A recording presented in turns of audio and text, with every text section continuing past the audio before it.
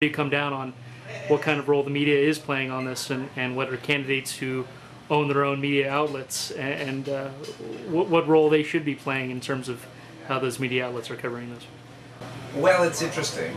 I think Mr. Cleary's career as a financier was related to this opportunity where media outlets could be owned in one market, many different ones, and so things like Clear Channel, that was an opportunity for them to establish monopolies that are highly profitable and that are not good for dissemination of public information and lend themselves to propaganda, actually, as well as lack of public service, like the fluoride spill in South Dakota, where Clear Channel had 3 stations and none of them had live radio personnel.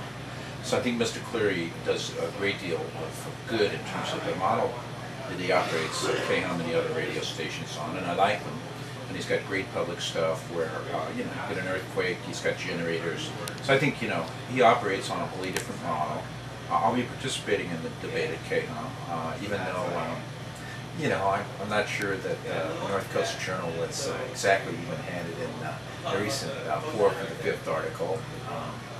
What'll be telling is whether or not they publish letters to the editor from my supporters.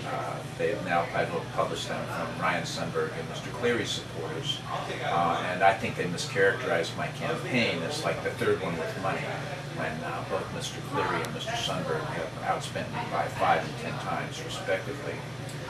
Also, they characterized my entire list of endorsers, which numbers somewhere between 200 and 250, by picking out Bob Ornelas, Ray King, and Ken Miller.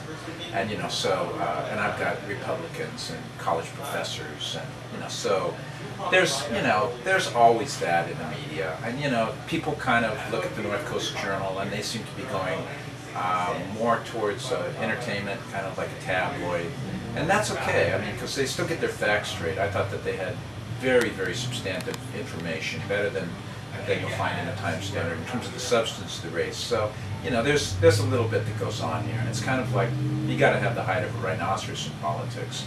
Well, thank you, Mr. Higgins, for not cherry picking your interviews and for coming down and speaking with us here at Has Been today, and we'll definitely get this out to the viewers of Access Humboldt as well as folks on the internet. Oh, really? It's on Access Humboldt? It'll be. Access Humboldt rocks. Access Humboldt is, I think we need to duplicate that across the nation, and then, Big Brother will have a hard time if we can use mechanisms like Access Humboldt, both on TV, and we really need to look out when cable agreements are renegotiated, that they don't bump this off for some, infotainment channel. Well, thanks very much, Charles. Yes, thanks again.